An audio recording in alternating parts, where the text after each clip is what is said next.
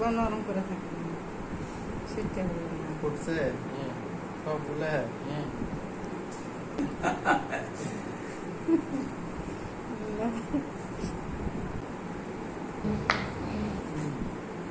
করছে